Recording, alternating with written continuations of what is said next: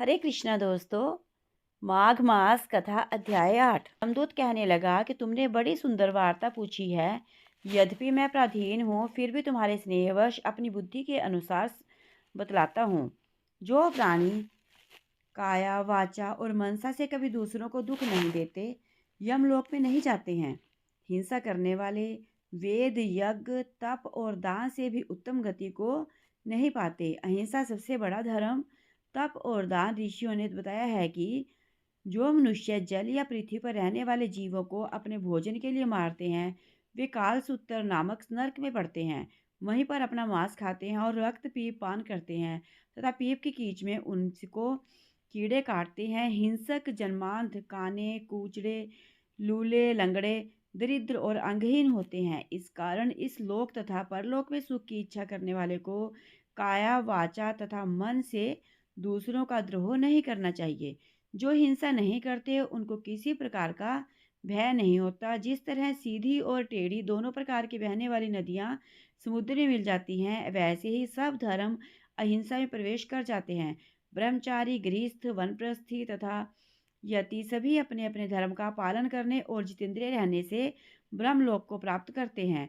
जो जलाशय आदि बनाते हैं और सदैव पांचों यज्ञ करते हैं, वे यमपुरी में नहीं जाते। जो इंद्रियों के वशीभूत नहीं है, वेदवादी है और नित्य ही अग्नि अर्थात हवन आदि का पूजन करते हैं, वे स्वर्ग को जाते हैं। युद्ध भूमि में जो शूरवीर मर जाते हैं, वे सूर्य लोक को प्राप्त होते हैं।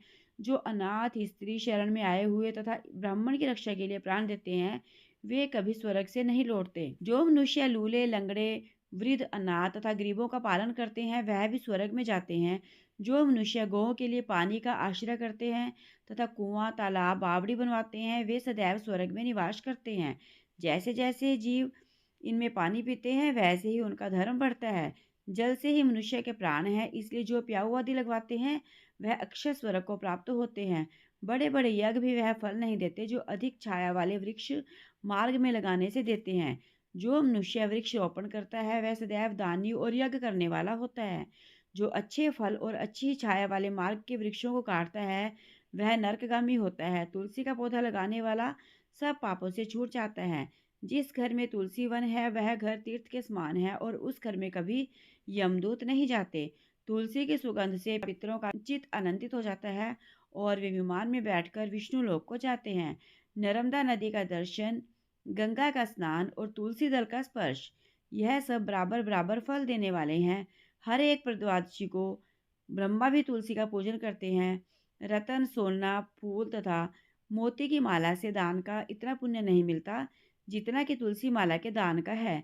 जो फल आम के 1000 और पीपल के 100 वृक्षों को लगाने से होता है, वह तुलसी के एक पौधे के लगाने से मिल जाता है। पुष्कर आदि तीर्थ, गंगा आदि नदी, वासुदेव आदि देवता सब ही तुलसी में वास करते हैं। जो एक बार 2 या 3 बार ऐसा नदी से उत्पन्न शिव मूर्ति की पूजा करता है अथवा स्फटिक रतन के पत्थर के आप से आप निकाले हुए तीर्थ में पर्वत या वन में रखी हुई शिव मूर्ति की पूजा करता है और सदैव ओम नमः शिवाय मंत्र का जाप करता है, यमलोक की कथा भी नहीं सुनता। प्रसंग शत्रु अभिमान से शिव पूजा के समान पापों को नष्ट करने वाला तथा कीर्ति देने वाला 3 लोक में और कोई काम नहीं है।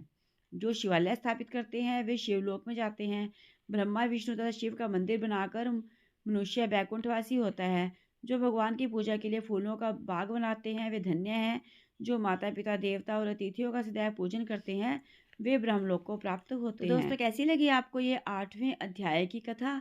अगर अच्छी लगी तो प्लीज़ वीडियो को लाइक करें, चैनल को सब्सक्राइब करें, वीडियो को अपने सभी सोशल अकाउंट्स पर शेयर करें। हरे कृष्णा, राधे राधे।